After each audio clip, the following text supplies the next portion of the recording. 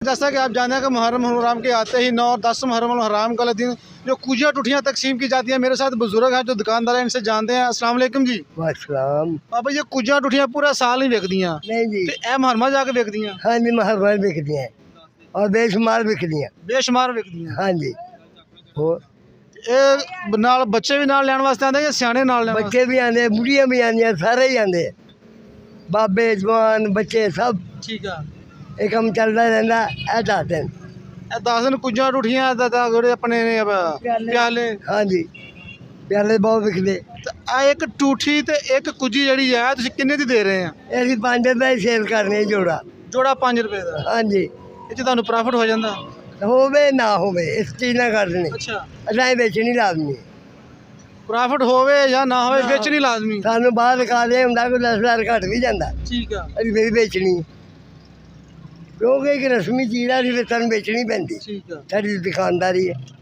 ਮੁਹੱਬਤ ਆ ਤੁਹਾਡੀ ਆਲੇ ਬੈਦ ਨਾਲ? हाँ माशाल्लाह, उन्हें तो गैर गुजारा नहीं। ਗੁਜ਼ਾਰਾ ਨਹੀਂ ਹੈ ਕਿ ਉਹਨਾਂ ਦੀ ਮੁਹੱਬਤ 'ਚ ਤੁਸੀਂ ਲਾਜ਼ਮੀ ਲੈਂਦੇ ਹਰ ਸਾਲ? हाँ जी बिल्कुल। और बेची दियाँ दब के बेची दियाँ, ਠੀਕ ਆ। जे कोई 10 घट देना तो भी ले लीजिए, जे कोई पूरे देगा तो भी ले ले। ਆਲੇ ਬੈਦ ਦੀ ਮੁਹੱਬਤ ਦੇ ਵਿੱਚ ਕੋਈ 10 ਘੱਟ ਵੀ ਦੇਵੇ ਤਾਂ ਕਦੀ ਮਹਿਸੂਸ ਨਹੀਂ ਕੀਤਾ? नहीं महसूस ही नहीं करीदा, कहते बाद का 10,000 घट जाता है ना। ਠੀਕ ਆ। इसके ठीक है, कोई बात नहीं। ਇਹ ਤੁਸੀਂ ਬਣੀਆਂ ਬਣਾਈਆਂ ਲਿਆਉਂਦੇ ਆ ਕਾ ਬਣਾਉਂਦੇ ਆ? असं बनिया बनाइया लियाने। ਬਣੀਆਂ ਬਣਾਈਆਂ ਲੈ हाँ जी, मुफ्त शहर जैसे दब लिया ਇਹ ਤੁਸੀਂ ਕਿੰਨੇ ਅਰਸੇ ਤੋਂ ਦੁਕਾਨ ਕਰ ਰਹੇ ਆ? तकरीबन बहुत अरसे तो कर रहे हैं। तकरीबन मैंने भी दुकान पे बैठा मेरा ख्याल 50 साल हो गए। ਤੁਹਾਨੂੰ 50 ਉਦੋਂ ਤਾਂ ਵੇਚਦੇ ਆ? वो बुढ़ा बच्चा बैठा होता वो बेच लै, ਠੀਕ ਆ, छोटा जैसे यो काम करने। मैं अपने फ्रूट का काम करता, ਠੀਕ ਆ, पर बेचता था। जो भी मेहनत कर रही है छड़ी नहीं। तो ये बुजुर्गों का कहना है कि हम ये कुजिया टूटियाँ हर साल सेल करते हैं। सिर्फ पूरे साल में सिर्फ ये 9-10 मुहर्रम वाले दिन ही ये सेल होती हैं और इनका यही कहना है कि हमें पैसे बचें या ना बचें, लेकिन हमने अहले बैत की मोहब्बत में ये सेल करनी होती है और बेचनी होती है।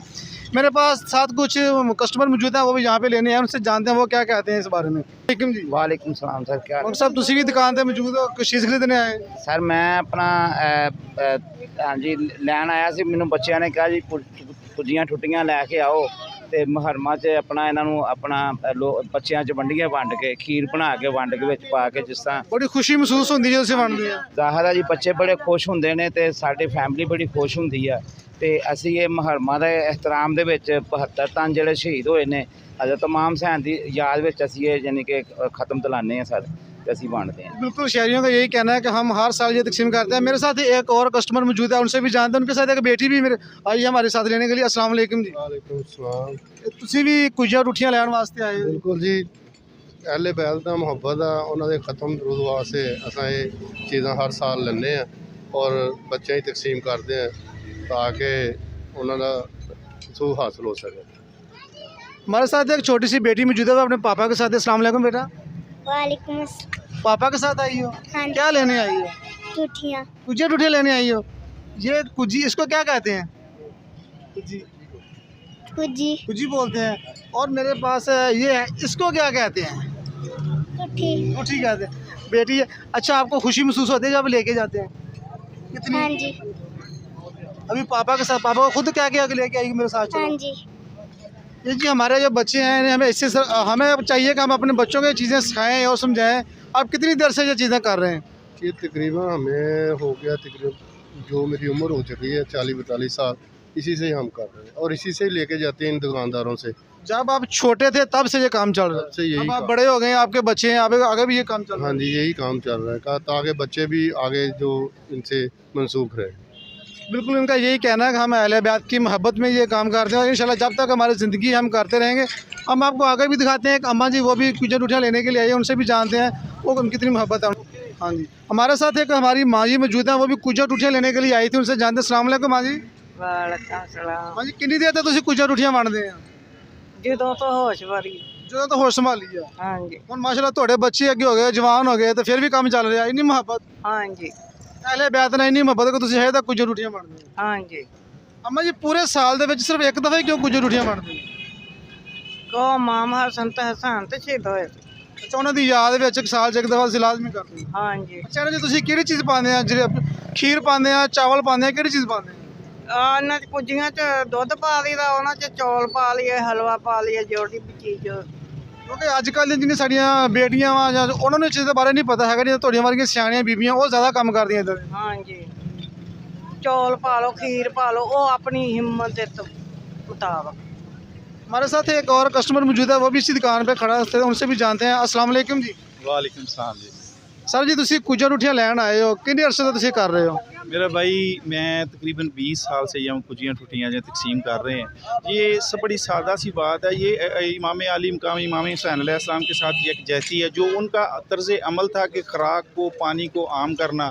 ये एक किस्म की उनके साथ सॉलिडरिटी मनाने का और यजीद के ख़िलाफ़ जो है कंडेम करने का तरीका है कि उसने पानी को ख़ुराक को बंद किया था।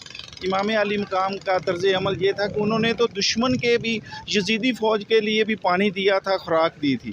तो ये एक अकीदत है, मोहब्बत है उनसे कि उनके तर्ज़ अमल को आम किया जाए, यजीदी तर्ज़ अमल को जो है वो कंडेम किया जाए, उसके तरीक़ेकार को इख्तियार ना किया जाए। ये हम 20 साल से अपने बच्चों के लिए, बल्कि हम तो इतने अकीदतमंद हैं, अहले सुन्नत से तल्लक़ है, लेकिन हम इतने अकीदतमंद हैं कि हमने मेरे 10 साल मेरी औलाद नहीं हुई थी, तो अल्लाह ताला ने मैंने दुआ मांगी जनाब गाज़ी अब्बास सलामदार के अलम पाक को पकड़ के कि या अल्लाह इनके सदक़े मुझे बेटा अता कर। अल्लाह ताला ने एक नहीं 2 बेटे अता किए, और फिर हम उनकी याद में ये लंगर तकसीम करते हैं। ये बस इसमें अकीदत है, कोई शरई मसला, बच्चों की खुशी शामिल हो जाती है, बच्चे खुश हो जाते हैं। इसमें आसानी है कि बच्चों के इसमें बच्चों की जो पसंदीदा चीज़ है वो डाल के हम तकसीम करते हैं।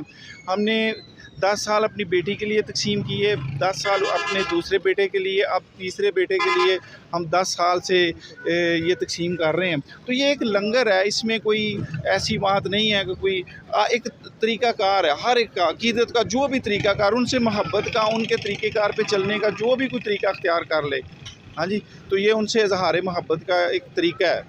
बिल्कुल इनका यही कहना है कि ये अहले बैत से जो मोहब्बत का तरीक़ाकार हमारा ये है कि हम अहले बैत की मोहब्बत में ये काम करते हैं। जो कुजियाँ टूटियाँ सिर्फ एक बच्चों को खुश करने के लिए होते हैं, इसमें लंगर डाल के तकसीम किया जाता है जी।